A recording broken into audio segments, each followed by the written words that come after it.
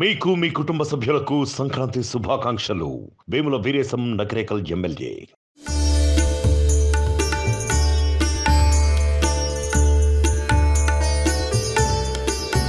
సంక్రాంతి అనగానే హిందూ భక్తులు చాలా మందికి శబరిమల ఆలయం ప్రముఖంగా గుర్తుకొస్తుంది. శబరిమల అయ్యప్ప వార్షిక ఉత్సవాల్లో అతి కీలకమైన ఘట్టం మకర జ్యోతి దర్శనం. సంక్రాంతి రోజు శబరికొండల్లో సాయంత్రం దర్శనమిచ్చే మకర జ్యోతి కోసం కోట్లాది మంది ఎదురు చూస్తూ ఉంటారు. మకర జ్యోతిని చూశాక అయ్యప్ప మాలధారులు దీక్ష విరమిస్తారు. అయ్యప్ప స్వామి స్వయంగా మకర జ్యోతి రూపంలో కనిపిస్తారన్నది వారి విశ్వాసం. ఆ రోజున చాలా టీవీ ఛానళ్లు ఈ మకర జ్యోతిని ప్రత్యక్ష ప్రసారం చేస్తుంటాయి.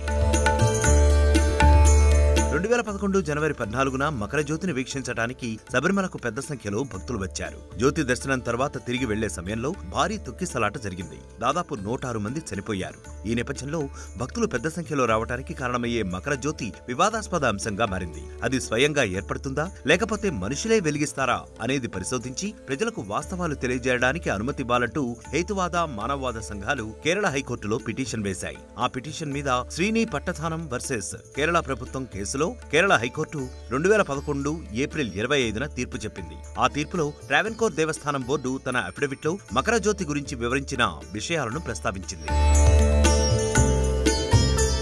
సంక్రాంతి రోజు సాయంత్రం శబరిగిరిలో కనిపించే మకర జ్యోతి నిజం కాదని, అది దేవుడి మహిమ కాదని, దానిని మానవులే వెలిగిస్తున్నారని పిటిషనర్లు కోర్టులో వాదించారు. భక్తులంతా దర్శించుకునే కొండపై నుంచి 3 సార్లు కనిపించే ఈ మకర జ్యోతి దీపాన్ని పొన్నంబళమేడు పర్వతంపై కొందరు గిరిజనులు వెలిగిస్తారని, ఆ గిరిజనులు బోర్డు ఉద్యోగులని ట్రావెన్కోర్ దేవస్థానం అధికారులు కోర్టుకు సమర్పించిన అఫిడవిట్లో పేర్కొంది.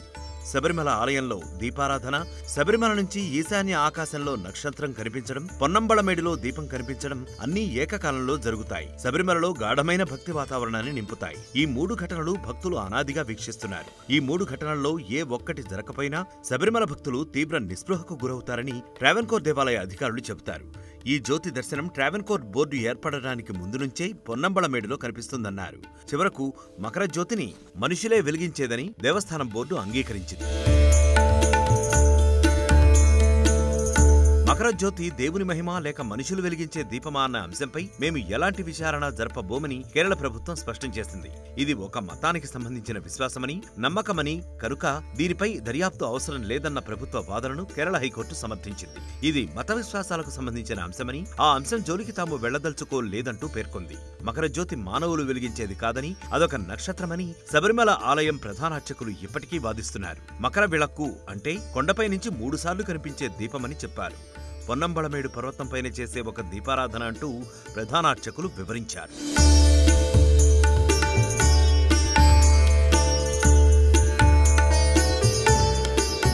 మరిన్ని వీడియోస్ కోసం ఛానల్ ని సబ్స్క్రైబ్ చేయండి. లేటెస్ట్ అప్డేట్స్ కోసం వాట్సాప్ ఛానల్ ని ఫాలో చేయండి. అండ్ లింక్ డిస్క్రిప్షన్ లో ఉంది.